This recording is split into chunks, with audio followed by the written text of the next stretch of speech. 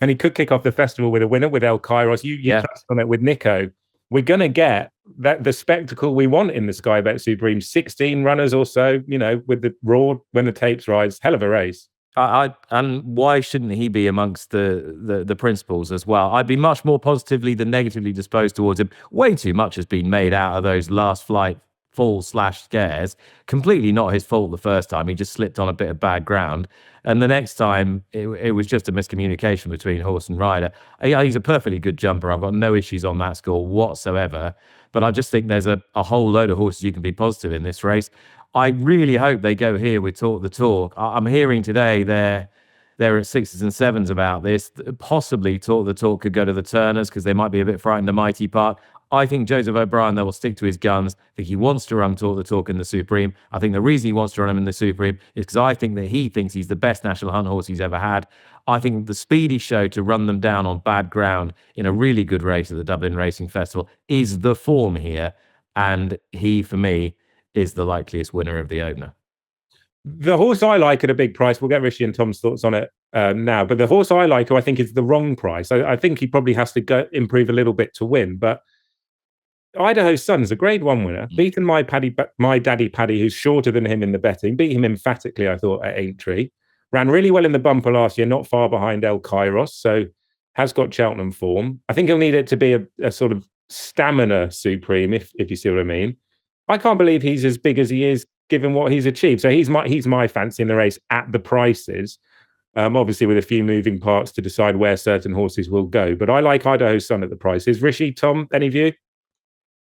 I like my Daddy Paddy, actually, Ollie. Why? My favourite. What's the reason for him reversing the form then? Hurdles? Well, the race at Aintree, I think it was a complete farce. You watch his first couple of runs over hurdles, and it's hurdling that is most exciting about him. He attacks his hurdles. There's some horses you see them actually quickening up into the hurdles and flying them, and that's what he has done.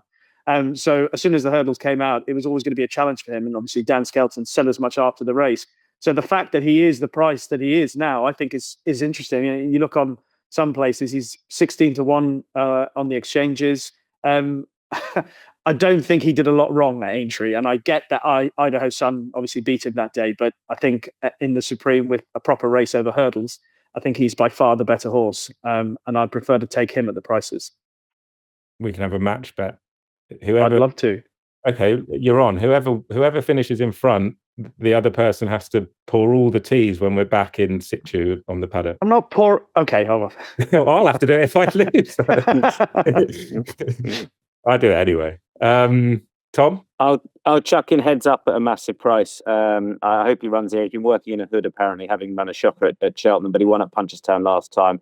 I think a strong pace over 2 will suit. And if this is an old school Supreme, he's had 4 starts over hurdles. He was second in the bumper last year. Experience counts for plenty if it's an old school style. They go hard, decent sized field Supreme, and he's about 40-1. Heads Up would be too big. You like one in the Arkle, Rish, and it was the one Gordon was on about. Yeah. I was kind of hoping for more confidence from Gordon than just an each way shot for Romeo Coolio. But the point about him is that some people have criticised the fact that he's had hard races this season. Now, I understand we live in a different world in 2026, but in the old days, we used to criticise trainers for not running horses enough. For example, the biggest case would be Best Mate. Everybody said, Henrietta Knight doesn't run Best Mate enough. I think the idea that Romeo Coolio's had those hard races going into a championship race is a positive. The fact that it's going to be soft enough on the opening day so that he's going to run in the Arkle is a positive. The Arkle is going to be run at a good clip. I cannot see how he's going to be far away. In some places, Cargese is shorter than him. Lulamba, I like the horse a lot. Similar to Romeo Coolio, I think he'll stay further. Kopek de Board, he's only run that one race over fences and missed his intended target. And yes, there are reports of how he's flying at home as well. But, they're both short prices. Again, when you look at the prices, Romeo Coolio is a rock solid bet for the Arkle. I think he'll go very close to winning it. Lucky, you made the point that Lulamba just takes the mickey a bit, and I agree with that. I think he's holding a lot back, this horse. So if you like Romeo Coolio by Rishi's logic, then you have to like Lulamba, and I like Lulamba a bit more. I think Lulamba's a fundamentally slightly more talented horse, And I agree with Rishi that he's likely to get his scenario because Kopek Day Board's going to have company. He's going to have company. He might be the fastest thing on 4 legs, Kopek Day Board, but he's going to have Irish Panther, and he's going to have 1 or 2 more right round him as well, I would think. And with that in mind, I'd say Lulamba will have the race run perfectly to suit. I think this is Nicky Henderson. If Nicky Henderson can win the Arkle, not a bad Arkle either, with a horse as slow as Django Bay, then he can definitely win it with a horse as quote unquote slow as Lulamba. I mean, I think we're only just scratching the surface with this horse. We're only just getting to the bottom of him. Maybe we're not even getting to the bottom of him. Just think he's the best horse and he'll win the race. I think there's lots of horses in this Arkle that will probably make up into a Django Bay type for next year. He need a trip, but it does look a good Arkle. Champion Hurdle. We already have found out that the information I get is invariably gobbledygook from Gordon and the Gallops nonsense I was spouting, but I heard a rumour today that they might supplement Old Park Star for the Champion Hurdle. Whoa! That would be out of the back of the hand, that. But with no Constitution Hill, with question marks about the New Line's form, brighter days ahead at Cheltenham, it wouldn't be the strangest thing to see a novice roll the dice with. Whether they do, I don't know. But the question you asked Gordon about whether Brighter Days Ahead was the best horse in the race is a really good one. I'm not sure who I think is the best horse in the race.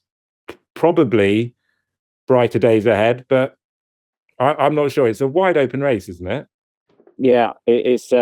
I started this season by saying I did another preview for the whole season and said if there's one horse in his respective division I was going to take on, it'd be the New Lion. I don't think he's a natural 2-miler, and he was favoured for the Champion Hurdle at that point. And then obviously, Sergino came along, and then Constitution Hill was coming back, and now I'm looking at it going, New Lion's probably going to go and win this. And I don't want him to now, but he probably is. I think he's the right favourite.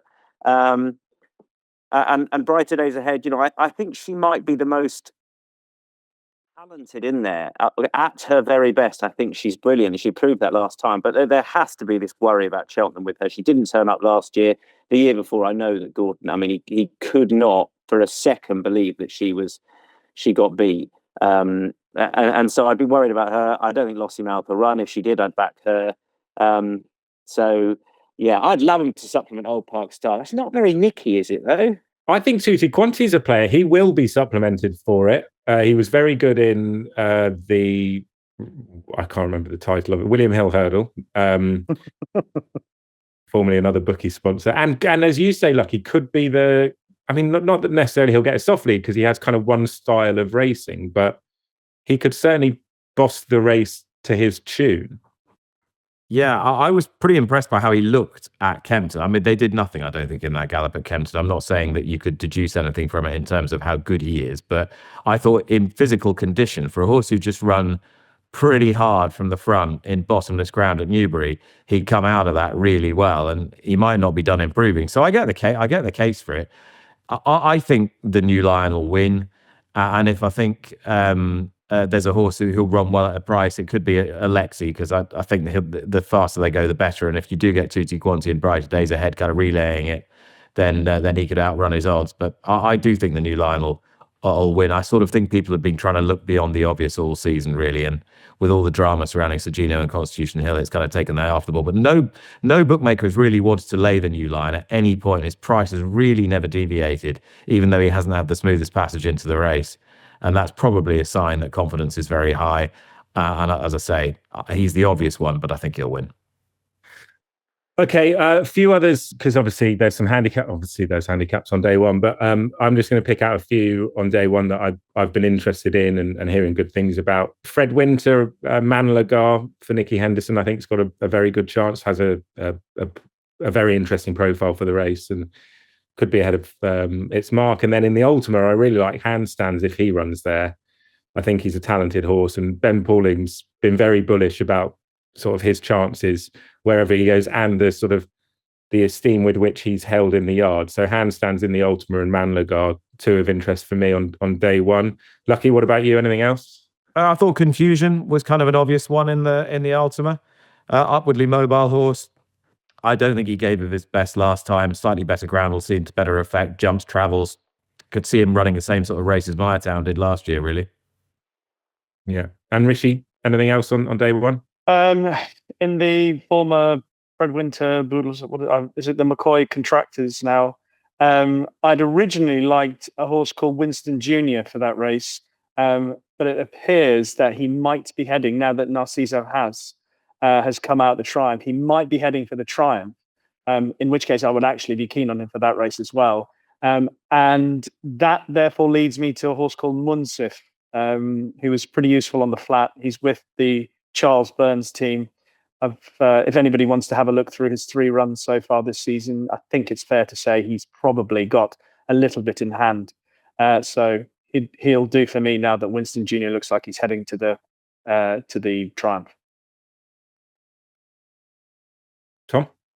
Highland, I'm going to back in the Ultima if he does run there. He's also in the Kimura, but I think he's a short price for the Ultima. Like if you look at his Jukebox Man form, he was rated 147, then he's now rated 143. Jukebox Man's nearly 170, isn't he? Even Masaccio was in that race, and is rated much higher now, and Highland's lower. And I thought he shaped with a bit of promise last time, and Nico was pretty easy on him when he realised the race had gone. And the other one I'll have a go at is Grand Geste. I think I really like that team. They obviously also have confusion in the Ultimate, but Grand Geste in the last, I think will go pretty well. He looks a future national type, and I still think there's a bit of room off his sort of mark. Grand Geste about 16-1 for Joel Parkinson and Sue Smith.